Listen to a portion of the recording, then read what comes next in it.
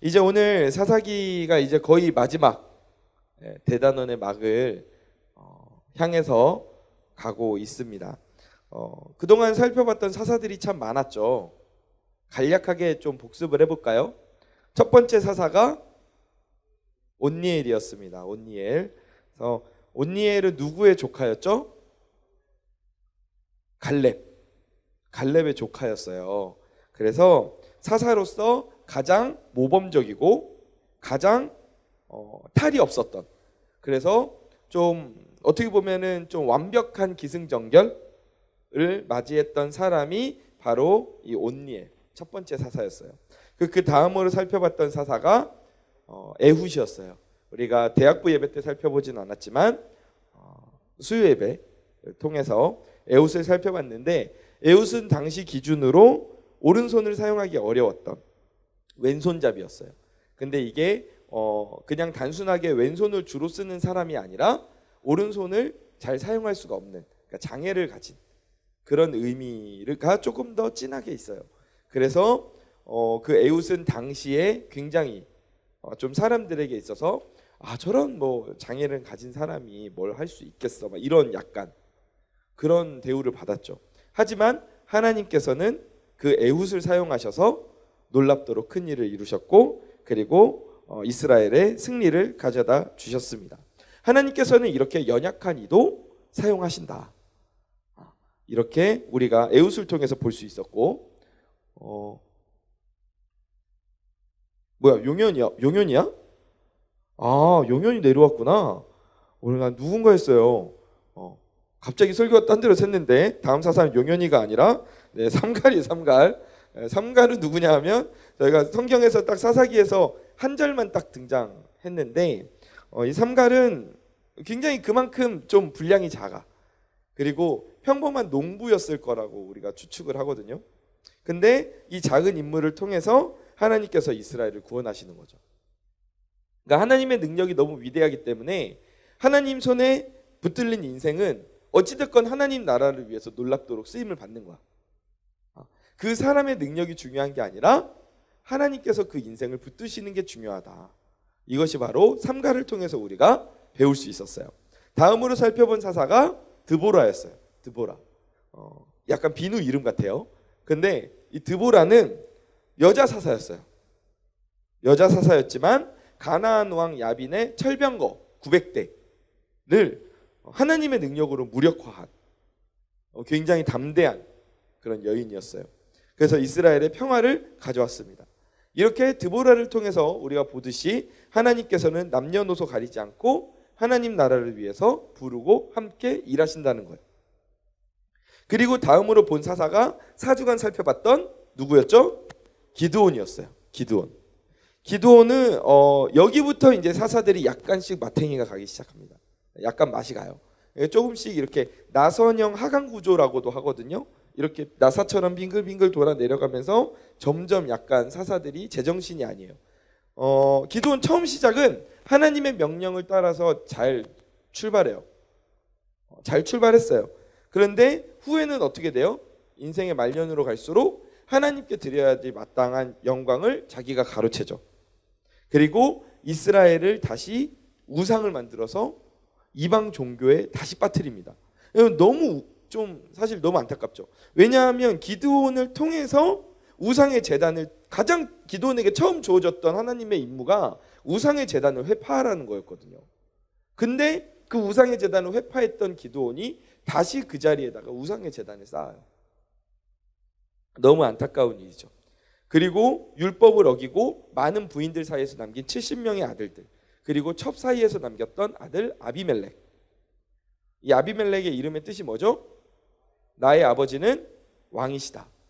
그러니까 기드온의 그 야욕이 이 아비멜렉의 이름에 비춰져 있는데, 이 아들들로 인해서 이스라엘의 역사에 후폭풍이 엄청나게 몰려오죠. 이것 자체도 율법을 사실 어긴 거예요. 하나님께서는 지도자에게 많은 부인을 두지 말라고 하셨거든요. 근데 굉장히 이 율법을 아주 가볍게 어겼죠. 그리고 이제 기드온 다음에 지도자로 나선 인물이 아비멜렉이었어요. 그렇죠? 예. 아비멜렉은 이스라엘 최초로 어떤 인물이었죠? 자신의 계략으로 권력을 쟁취했던 사람이었어요. 더 약간 기드온보다 더 이상해졌어요. 하나님이 세우지 않았어요. 그 스스로 일어났어요. 근데 그 과정이 엄청난 폭력과 그리고 엄청난 야욕으로 물들어 있었죠. 하나님의 방법이 아니라 우상에게서 나온 불의한 재물을 통해서 그리고 불량배들을 통해서 우상을 상징하는 기둥 앞에서 스스로 왕이 됐어요. 그리고 자기가 첩의 아들이기 때문에 본부인의 아들이었던 형제 70명을 모두 다 잔인하게 죽이고 왕의 자리에 오릅니다. 근데 이것은 하나님의 뜻이 아니죠. 하나님의 방법이 아니에요. 결국 하나님이 아닌 자신의 계략, 자신의 지략을 내세워서 이스라엘의 최고 자리에 오른 아비멜렉은 성공한 듯 보였지만 결국 그 권력을 너무 허무하게 잃어버리고 그 죽음조차 너무 허무한 죽음, 그러니까 그가 벌려놓은 일치고는 너무 허무한 끝을 아비멜렉은 맞이하게 됩니다. 그리고 소사사인 돌라와 야일이 지나가고 지난주에 우리가 살펴봤던 사사가 입다였어요. 입다는 하나님이 아니라 사람이 세웠던 최초의 사사였습니다. 우리가 입다를 생각하면 어떤 단어를 딱 떠올려야 된다고 했죠? 협상이에요. 협상. 그러니까 입다의 인생 자체는 협상이었어요. 이 사람이 말을 정말 잘했던 것 같아. 왜냐하면 이 입다와 관련된 사사기의 진술의 3분의 1이 입다가 뭐라고 말하고 있는 내용이야. 굉장히 긴 분량이거든요. 그는 자신이 그 첩의 출신보다 더 낮은 출신이었죠, 사실. 그러니까 몸을 파는 여인에게서 태어났던 그런 사람이었는데, 그래서 자신의 그 아버지의 형제들에게 쫓겨났던 그런 사람이 바로 입다였어요. 그런데 후에 자신을 이스라엘의 군대 장관으로 데리러 온 장로들과 협상하죠. 처음에는 이스라엘의 군대 장관만 시키려고 했는데 입다가 말빨이 장난 아니었던 것 같아요. 그래서 결과적으로는 이스라엘의 군대 장관뿐만 아니라 통치자의 자리까지 오르게 됩니다. 근데 이 모든 과정에 하나님께서 뭐라고 지시하시는 디렉팅이 없어요. 하나님의 말씀이 없어요. 그래서 결과적으로는 이 입다는 하나님께서 세우신 사사가 아니라 사람이 자신들의 지혜로, 자신들의 생각대로, 자신의 생각에 옳다고 여겨지는 대로 세운 사사가 바로 입다입니다. 그리고 장로들과만 협상을 했던 게 아니라 적군인 암몬과도 막 협상을 벌이거든요. 근데 이 과정에서 드러나는 게 뭐냐 하면 이 입다가 하나님에 대한 올바른 지식을 갖고 있지 못했어요. 거의 하나님을 약간 이방 신 중에 하나 정도 수준으로 약간 그렇게 비슷하게 약간 이야기를 하거든요. 그러니까 하나님에 대한 개념을 잘못 갖고 있어. 결국에는 입다가 하나님을 신뢰하지 못하고 누구랑도 협상하려고 했어요? 하나님하고도 협상하려고 했어요. 그 결과 암몬에 대한 승리를 조건으로 무슨 서원을 합니까? 내가 전쟁에서 이기고 돌아왔을 때 가장 먼저 나의 집에서 나와서 나를 환영해 주는 일을 바치겠다라고 하잖아요. 누가 바치라고 했냐고? 아무도 바치라고 하지 않았어요. 하나님도 이 서원에 대해서 아무 말씀하지 않으세요. 그런데 입다가 승리하고 금이 환영할 때, 그러니까 여러분 이 입다의 승리는요, 입다가 하나님께 서원을 했기 때문에 승리한 게 아니에요. 하나님이 입다를 승리하게 하시려고 했기 때문에 입다가 승리를 한 거예요. 그런데 입다가 이 잘못된 서원을 했고 결국 금이 환영할 때 누가 가장 먼저 본인을 환영했습니까? 자신의 외동딸이. 이 외동딸을 제사로 바쳐야 되는 상황이 됐어요. 근데 이 제사는 하나님이 원하시던 제사도 아니었고, 그리고 인신 제사는 하나님이, 그러니까 사람을 제물로 드리는 건 하나님이 금지하신 제사예요. 하지 말라고 하셨단 말이에요. 심지어 서원을 잘못했잖아요. 서원을 잘못했는데 이 서원을 올바르지 못한 서원을 하면 하나님이 그 서원을 취소할 수 있는 방법도 마련을 해주셨어요. 그런데 입다는 그렇게 하지, 그런 많은 방법들이 있었고 하나님께서 이것이 잘못되었다라고 말씀을 통해서 이미 말씀을 많이 해주셨음에도 불구하고 입다는 결국에는 잘못을 행하고 본인의 하나밖에 없는 외동딸을 희생시키게 되죠. 왜 그렇습니까? 입다가 하나님의 말씀을 제대로 알지 못했어요. 그리고 하나님을 전적으로 신뢰하지 않았어요. 그래서 하나님과 협상하려고 했어요. 하나님께서 해주신다 하면 되는 거고 하나님께서 쓰시겠다 하면 할 수 있는 거예요. 그런데 입다는 그렇게 생각하지 않았어요. 하나님과 협상하려 했고 결국 그 결과 이 엄청난 비극이 일어나게 됐죠. 지금까지 살펴본 온니엘부터 이 입다까지 이 모든 사사들의 이야기를 꿰뚫는 중심 주제가 있습니다. 이 사사기의 중심 주제가 뭐라 그랬죠? 지금 내 인생의 주권이 어디에 있는가?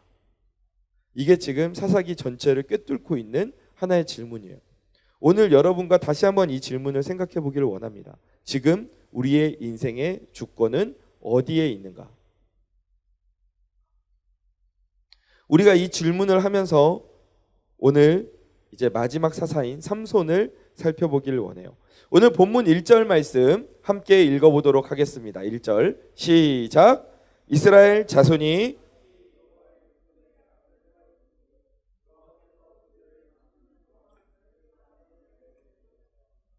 아멘. 이스라엘 자손이 다시 여호와의 목전에 악을 행했습니다.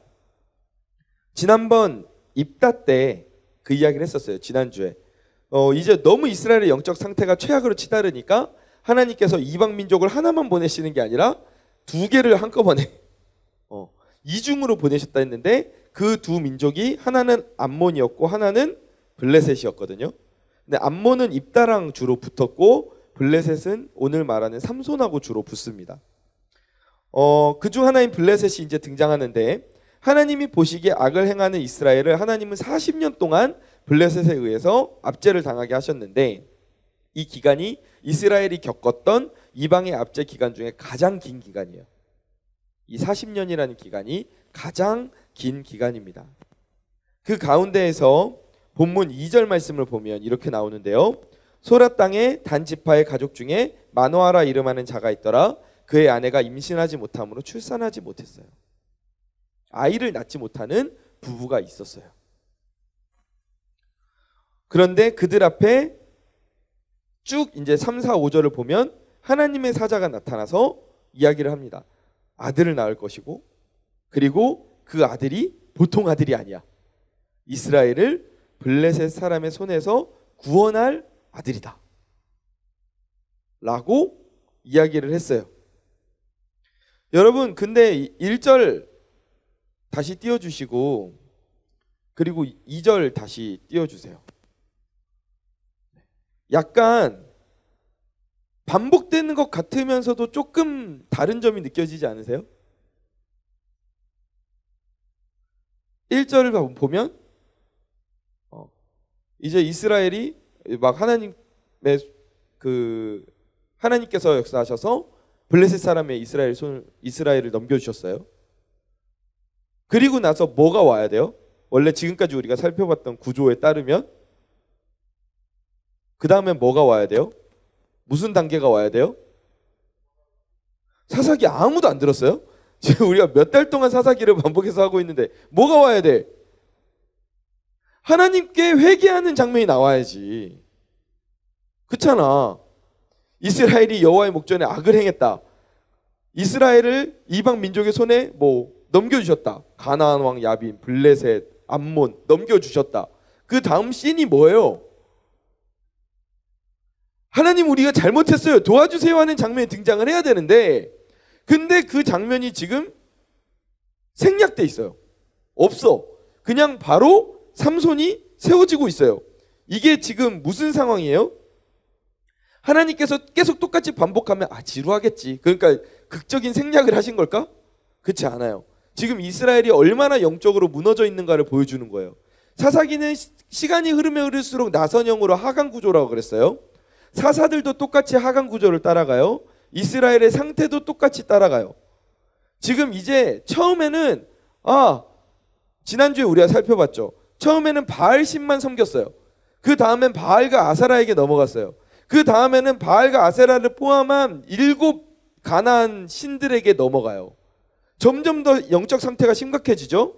그리고 보세요. 처음에는 잘못했어요, 회개해요. 근데 지난주에 살펴봤을 때 잘못했어요, 회개했는데 하나님께서 너네 지금 위선 떨고 있어라고 이야기하셨어요. 그리고 오늘 말씀에서는 아예 위선조차 안 떨어요. 그러니까 완전히 이제 이스라엘 민족에게서 하나님이라는 존재가 깨끗하게 사라져 있는 거예요. 얼마나 지금 이스라엘이 영적인 타락에 빠져 있는지를 볼 수 있어요. 그런데 하나님께서 삼손을 보내셨단 말이에요. 삼손이 태어나게 하셨단 말이에요. 왜 그랬을까? 왜냐하면 하나님께서 이스라엘을 통해 약속하신 게 있기 때문에.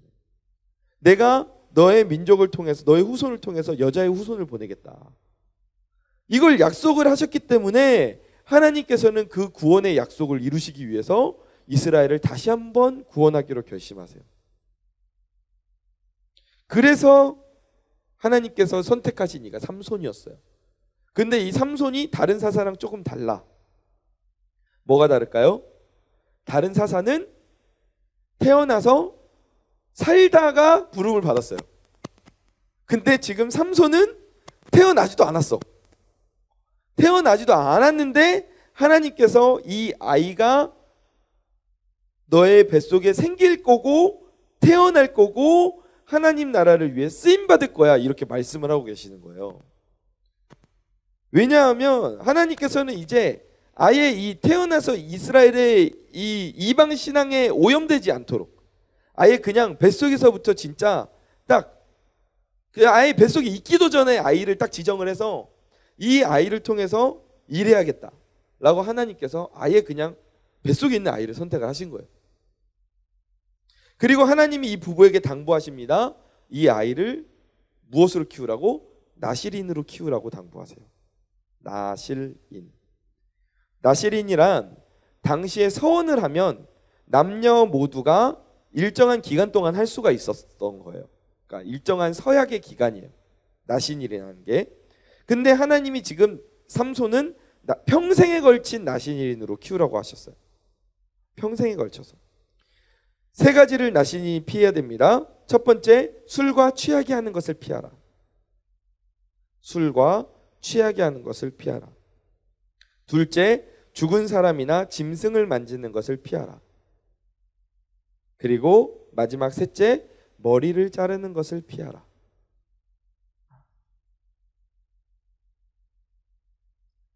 왜 여기서 질문이 하나가 생겼어요. 그럼 왜 하나님께서는 삼손을 나실인으로 키우라고 하셨을까? 그냥 하나님 말씀 잘 가르치고 이렇게 너의 걔는 탄생의 비밀이 있어. 너는 출생의 비밀이 있는 아이야. 너는 하나님이 주신 아이야. 근데 지금 블레셋의 압제에 맞서서 너가 우리 민족을 구원할 거야. 하나님이 그렇게 말씀하셨어. 이걸 가르쳐주면 이 정도만 해도 괜찮지 않았을까? 아니야? 아니야? 더 해야 돼? 더 빡세게 가르쳐야 돼? 근데 나실이는 굉장히 어떻게 보면 조금 더 조건이 까다롭고 좀 더 엄격하거든요. 왜 하나님께서는 이 나실인으로 키우라고 하셨을까? 근데 이 말씀을 보면서 제 마음속에 있었던 생각은 그 정도로 하나님께서 이 삼손을 당시 이스라엘과 구별을 되어 키우고 싶으셨구나. 이 은혜가 마음에 와 닿았어요. 그러니까 그렇게 구별되기를 원하셨던 거예요. 그냥 단순하게 세상 속에서 휩쓸려서 살아가는 사람이 아니라 이스라엘과 삼손이 구별되기를 원하셨어요.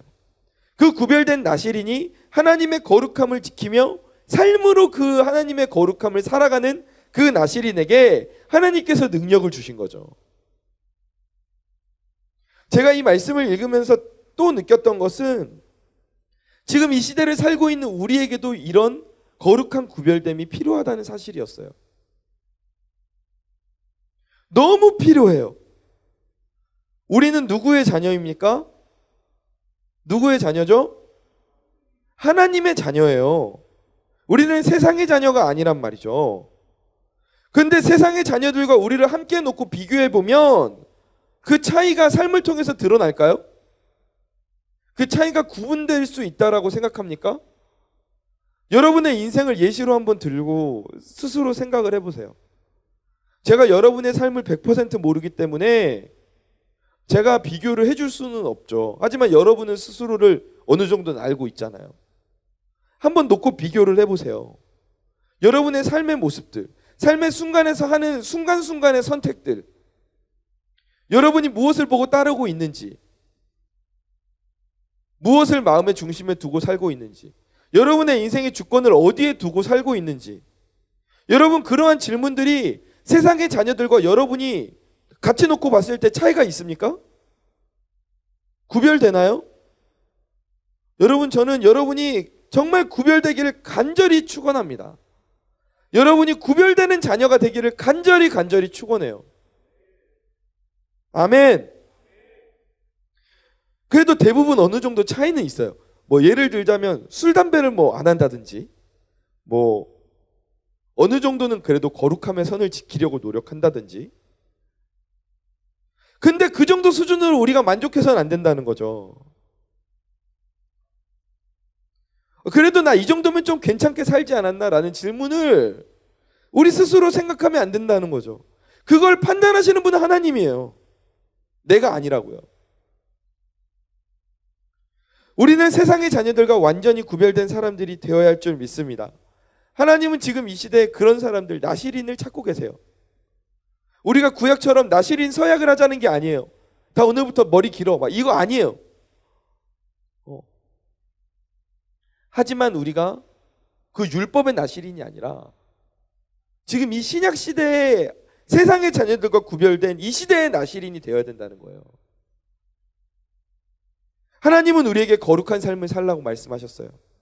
그냥 되는 대로 막 살라고 말씀하시지 않았어요. 하나님은 그러한 이들을 부르시고 사용하시는 줄 믿습니다. 제가 이렇게 여러분에게 당부하는 것은 제가 많은 젊은 친구들을 만나봤어요. 20대 초중반에 많은 친구들을 만나봤어요. 근데 저는 정말로 귀한 기회가 주어졌다라고 생각하는 게, 여러분 나이의 친구들을 교회에서만 만나고 교회에서만 관찰한 것이 아니라 다른 이면의 삶들을 관찰할 수 있는 기회가 많이 있었어요. 군대에서 엄청나게 많이 볼 수 있었죠. 교회에서 만나고 실제로 이 아이가 삶의 현장에서 어떻게 사는지를 내가 바로 볼 수 있는 거야. 근데 그러면서 많은 아이들을 봤는데, 물론 정말 치열하게 싸우면서 하나님의 말씀을 실천하려고 진짜 발버둥 치는 아이들도 많이 있었어요. 그 아이들은 진짜 나보다 더 대단하다라고 생각할 정도로, 와, 쟤는 나보다 더 대단하다, 목사인 나보다 더 대단하다, 내가 저 아이 상황이었으면 나는 저렇게 못했다 라고 생각할 정도로 그런 아이들도 있었어요. 근데 반대로 교회에서는 완전 나시린이야. 나시린도 그런 나시린, 상나시린이야. 근데 교회만 벗어나면 그 누구보다 적극적으로 세상과 바로 동기화하는 거야. 세상보다 더해. 그렇게 살아가는 모습을 제가 너무 많이 봤어요. 여러분을 믿죠, 제가. 믿습니다.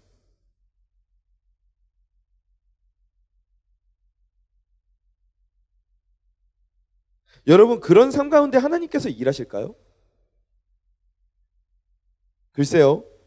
그 부분은 하나님의 영역이기 때문에 제가 뭐라 단언할 수는 없어요. 하지만 적어도 제 눈으로 관찰하고 제 눈으로 봤을 때는 그런 삶은 누구에게도 은혜를 미치지 못했어요. 하나님의 이름을 드러내지도 못했고요. 오히려 하나님을 함께 믿는 동역자들을 시험에 빠뜨리고 하나님을 믿지 않는 이들도 시험에 빠뜨리더라고요. 사랑하는 우리 대학부 지체 여러분, 우리가 이 시대에 구별된 이들이 되길 간절히 축원합니다. 이 시대에 나시린으로 살아가는 저와 여러분이 되기를 간절히 소망합니다. 자, 이렇게 나시린으로 삼손이 부름을 받았어요. 그리고 이제 태어났어요. 근데 뭔가 불길한 징조가 계속해서 나타나기 시작해요. 삼손, 이 이름을 부모가 짓습니다. 근데 이 샘손이라는 이 이름이 뜻이 작은 태양이라는 뜻을 가지고 있어요. 작은 태양. 영어로 써니라고 하기도 하더라고요. 참 귀여운 이름이죠. 삼손하고 걸맞지 않는 써니예요. 근데 여러 학자들의 의견이 있는데 그 중에 이제 굉장히 설득력 있게 제시되는 의견이 뭐냐 하면 이 삼손의 이름의 유래가 어디에서 왔느냐. 태양신을 숭배하는 종교를 배경으로 지어졌다. 이게 유력한 학설 중에 하나예요. 왜냐하면 당시 삼손이 살았던 곳의 근처에 태양신을 숭배하는 곳이 몇 킬로미터 떨어져 있지 않은 곳에 있었어요. 가까이에 있었어. 그리고 이 삼손의 부모님이 삼손이 태어났을 때 와, 이스라엘의 구원자를 우리를 통해서 낳게 하셨어, 이게 아니라 와, 우리 집에 아들이 태어났어, 이거에 더 집중을 했어요. 이스라엘의 구원자라는 사실을 깨끗이 잊어버리고 그냥 아들 그 자체에만 딱 집중했단 말이야. 그러니까 이런 부모의 태도나 여러 가지 그 주변 지형들, 그 다음에 문화적 배경들, 이런 것들을 상황을 봤을 때 충분히 이 삼손의 이름부터가 이게 뭔가 핀트가 어긋났다라고 우리가 생각해 볼 수가 있는 거죠. 아니나 다를까 삼손이 엄청난 기대를 가지고 태중에서부터 사사로 부름을 받습니다. 그런 사사가 없었어요. 근데 자라나면서 어떻게 자라납니까? 이스라엘을 구원하는 일에는 손톱만큼도 관심이 없어. 요만큼도 관심이 없어. 뭐에만 관심이 있어요? 단지 자신의 정욕에만 충실한 거야. 내 즐거움을 채우는 일에만 너무너무 충실한 거야. 그런 청년으로 자라났어요. 사사기 14장 1절에서 4절을 보면 어떤 사건이 일어납니까? 삼손이 딥나에 내려가서 블레셋 사람의 딸들 중에서 한 여자를 봤어요. 근데 첫눈에 뿅 간 거야. 그래서 다시 집에 와서 말해요. 내가 딥나에서 한 여자를 봤는데 그를 맞이해서 내 아내로 삼게 하소서. 뭐 이런 막무가내가 어딨어. 그래서 3절에서 이제 부모님이 말을 해요. 그래도 뭔가 이 부모님도 들었던 율법이 있어서 이렇게 말해요. 내 백성 중에 여자가 없어서 네가 할례 받지 아니한 블레셋 사람에게 가서 아내를 맞으려 하냐. 근데 삼손이 뭐라고 말해요? 됐고. 됐고 3절이에요. 됐고 뭐라고 말하냐면 내가 그 여자를 좋아한다는데 뭔 상관이냐. 내가 지금 그 여자를 좋아하니까 나를 위해서 그 여자를 데려오십시오. 난 그 여자랑 결혼하겠습니다. 지금 그렇게 말을 하고 있는 거예요. 4절을 보면 이 일을 통해서 하나님께서는 블레셋을 치게끔 하시려는 계획을 인도하시려고 했어요. 근데 삼손이 지금 하고 있는 일은 전혀 나시린답지 않아요. 왜냐하면 이스라엘의 이방 민족과 결혼하면 안 돼. 하나님이 분명히 말씀하셨거든. 근데 이 삼손이 하나님의 뜻을 구하지 않고 심지어 자기 인생 자체가 하나님의 뜻으로 구성이 되어 있잖아. 태어나기 전부터 하나님의 뜻 가운데 만들어진 존재예요. 근데 그것을 잊어버리고 그의 눈에 보기 좋은 대로 행했다. 여러분 이것을 조금 이 문장을 좀 설교 마지막까지 기억을 하시기 바랍니다. 그의 눈에 보기 좋은 대로 행하였다. 한눈에 보고 반했다고 그러잖아. 한눈에 보고 반했으니까 내가 이 여인을 데려다가 결혼해야 되겠다 말하잖아. 근데 그 이후에 이제 결혼을 준비하는 과정에서도 문제가 생겨요. 삼손이 사자의 시체를 발견합니다. 근데 그 안에 꿀이 있는 거야. 웬 꿀? 근데 여러분 상식적으로 벌이 시체에 벌집을 만들지 않습니다.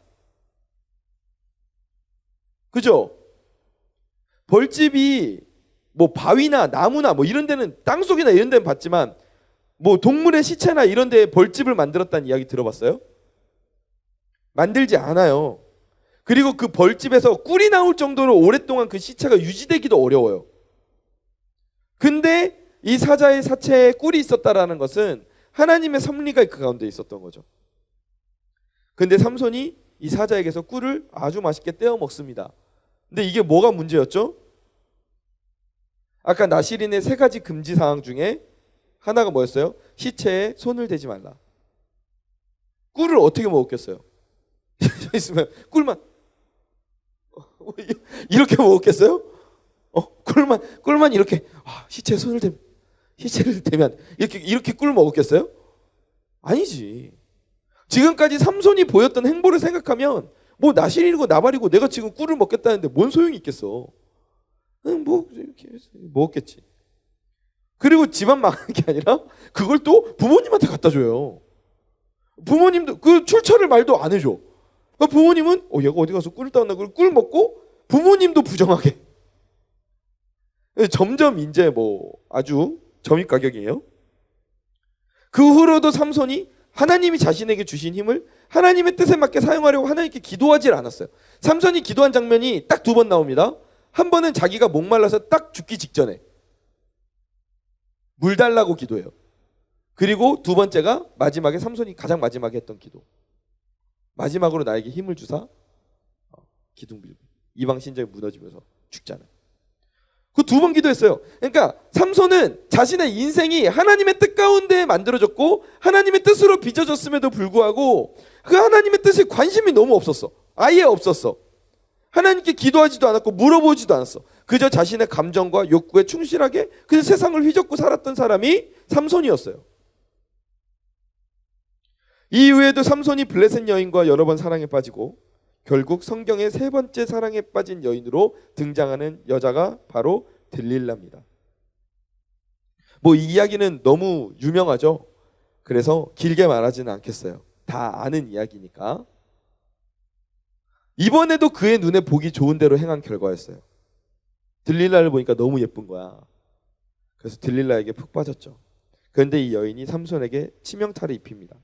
우리가 모두 아는 대로 들릴라가 블레셋 사람들과 손을 잡고 삼손의 힘의 비결을 알아내기 위해서 삼손을 다르고 달래고 얼고 짜증내고 분노하고 막 어떻게든 이 비밀을 알아내 보려고 하루는 샘손 막 이랬다가 하루는 삼손 이랬다가 하루는 뭐 삼손 나를 사랑하나요 이랬다가 하루는 또 삼손 당신은 나를 사랑하지 않는가 막 이랬다가 막 하여간 온갖 방법을 다 쓰면서 이 삼손을 막 하여간 이 힘의 비밀을 알아내려고 막 엄청 노력을 했단 말이에요.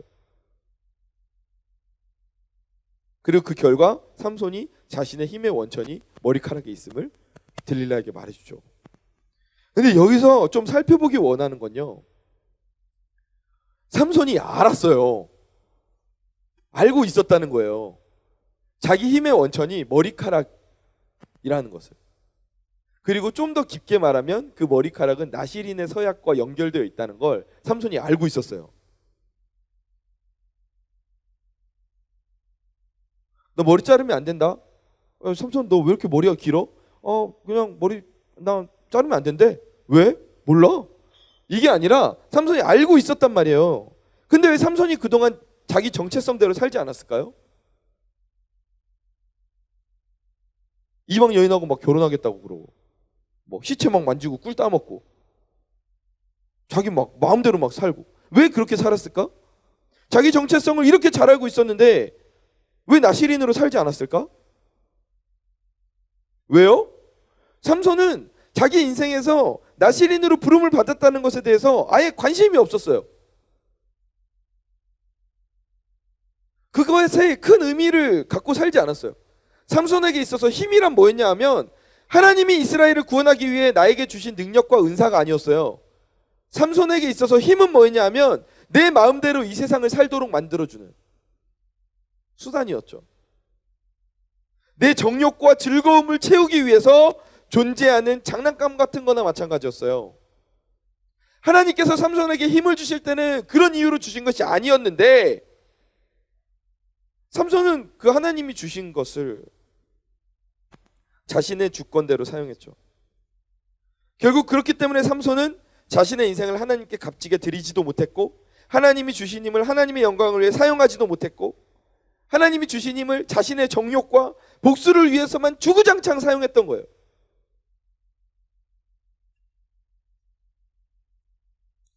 그리고 나서 어떤 비참한 처지에 놓이게 됩니까? 눈을 잃죠. 눈을 잃었어요. 이제 자기 눈에 보기 좋은 대로 살 수가 없어요. 그동안은 삼손은 자기 눈에 보기 좋은 대로 살았어요. 그걸 따라다니면서 살았단 말이에요.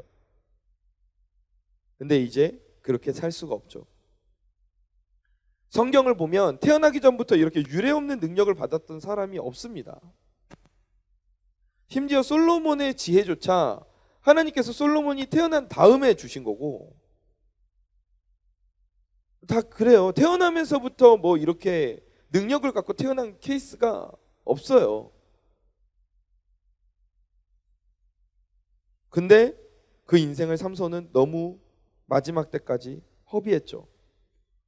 내가 살고 싶은 대로 살고 내가 가고 싶은 대로 가고, 그러다가 하나님께 마지막 때에 가서야 쓰임을 받았어요. 히브리서에서는 삼손을 그래도 믿음의 그 선조들의 명단에 같이 포함해서 기록을 하고 있습니다. 그러니까 삼손이 그나마 은혜죠.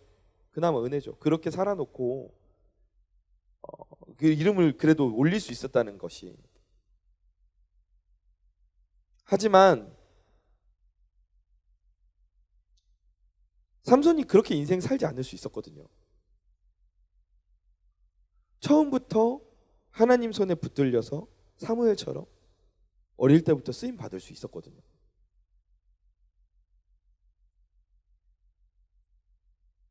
하나님의 이스라엘을 향한 은혜가 그를 붙잡고 있었기에 망정이지, 그게 아니었으면 벌써 뭐 나가리였죠.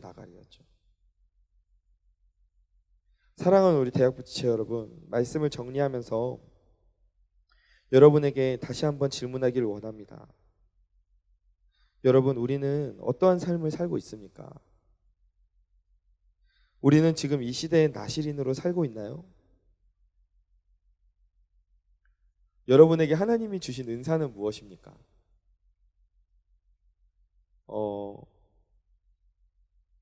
우리 혜윤이는 삼손만큼은 아니지만 3대 500 정도는 듭니다. 삼손이 되려면 조금 더 노력은 해야 될 것 같아요. 많이 노력해야 될 것 같아요. 어찌됐건. 근데 여러분, 정말 놀라운 건요. 하나님께서 우리를 삼손처럼 이 세상 가운데 부르셨다는 거예요. 하나님의 말씀을 보면 하나님께서 우리의 존재를 언제부터 계획하셨다 그렇죠? 태중에서부터. 그리고 이 모든 우주 만물이 창조되기 전부터 우리의 삶을 계획하시고 인도하셨다라고 이야기를 하고 있어요. 삼손도 마찬가지였죠. 하나님께서는 우리를 이 창세 전부터 하나님의 자녀로 부르셨어요. 그러면서 우리에게 삼손처럼 막 눈에 너무 띄는 막 그런 힘은 아니어도 우리에게 하나님은 삼손처럼 우리를 부르시면서 우리 각자에게 은사를 주셨죠. 그리고 이렇게 우리에게 당부하셨어요. 야, 나의 거룩함을 지키면서 살아라. 이 세상 가운데에서 구별된 나실인의 삶을 살아라. 내가 준 은사를 통해서 복음을 땅끝까지 전하는 삶을 살아라. 나와 함께 이 나라를 위해서 같이 가자. 함께 가자. 하나님이 그렇게 우리를 창세전부터 계획하시고 삼손처럼 부르셨어요. 여러분, 우리는 지금 이 시점, 여러분 20대 초반 중반의 인생의 시점에서 빨리 돌아봅시다. 여러분, 지금까지 인생을 우리가 어떻게 살았나요? 하나님이 주신 은사를 여러분 어떻게 사용하고 살고 있었습니까? 은사 모르겠는데요. 여러분, 그 은사 여러분 어렴풋이 느끼고 있을 거예요. 하나님이 여러분에게 주신 강점들을 여러분 어렴풋이 느끼고 있었을 거예요. 그럼 그 강점을 여러분은 어떻게 사용하고 있었나요? 삼손처럼 내 정욕을 위해서? 삼손처럼 내 즐거움을 위해서? 그렇게 마음대로 그렇게 은사를 사용하면서 살고 있진 않았나요? 여러분, 우리가 젊을 때 빨리 돌이키기를 원합니다. 하나님께서 여러분의 인생을 부르신 목적이 있습니다. 그 목적에 맞는 은사를 주셨어요. 그러면 그 은사를 하나님의 나라에 맞게 사용할 수 있어야 합니다. 젊을 때부터 여러분이 하나님 나라를 위해 귀하게 쓰임받기를 간절히 축원합니다. 삼손처럼 마지막에 끝에 가서 정말 죽기 직전에 가서 그렇게 하나님께 쓰임받는 게 아니라 여러분의 인생을 통틀어서 하나님께 쓰임받는 주의 자녀들이 되기를 간절히 소망해요. 그런 제가 되기를 간절히 소망해요. 우리가 그렇게 되기를 간절히 소망합니다. 이 시대의 나실인으로 서기를 간절히 소망합니다. 그러하기 위해서 어떻게 살아야 됩니까? 거룩함 그 자체이신 하나님과 동행하는 살기를 간절히 축원합니다. 여러분, 하나님에게서 자꾸 도망가려고 하지 마십시오. 우리는 이상한 버릇이 있습니다. 하나님은 우리와 자꾸 함께 가자고 하시는데 우리는 맞아요, 하나님과 함께 해야죠 라고 막 이렇게 막 말해. 하나님한테 다가가. 하나님하고 같이 해야죠 막 이러고 막 같이 가다가 내가 원하는 것 이렇게 딱 하나님한테서 뭔가 좀 이렇게 얻었다? 그러면은 하나님한테 쌩 도망가요. 멀어져요. 그리고 나서 또 하나님이 필요해. 우리는 하나님이 필요하거든. 우리는 불완전하니까. 그럼 또 하나님한테 가. 이렇게 하면서. 하나님, 그때는 제가 약간 도망친 건 아니었고요.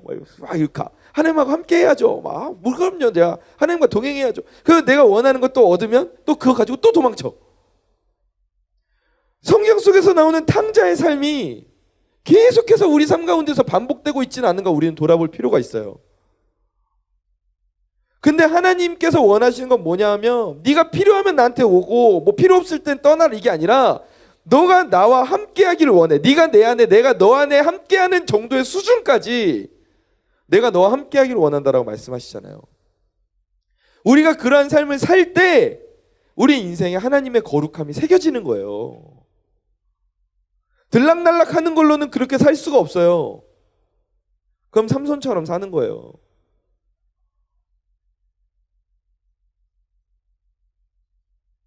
여러분, 우리 마지막으로 이 질문을 여러분 스스로에게 한번 따라서 해보시기 바랍니다. 아마 특별한 이변이 없으면 사사기 오늘 마지막 설교일 거예요. 그래놓고 갑자기 다음 주에 할 수도 있지만 자, 사사기를 꿰뚫는 이 중심 질문을 여러분 스스로에게 이 시간 하길 원합니다. 저를 따라해 보세요. 내 인생의 주권이 어디에 있는가? 다시 한번 해봅시다. 내 인생의 주권이 어디에 있는가? 이 질문이 사사기의 핵심 질문이고 그리고 우리가 인생을 통틀어서 가져야 할 핵심 질문입니다. 언제나 하나님 앞에 거룩한 구별 나실인으로 나아가는, 하나님이 주신 은사를 하나님 나라를 위해 귀하게 사용하는, 젊을 때부터 하나님을 위해 붙들려서 쓰임받는 저와 여러분 되기를 주님의 이름으로 간절히 축원합니다.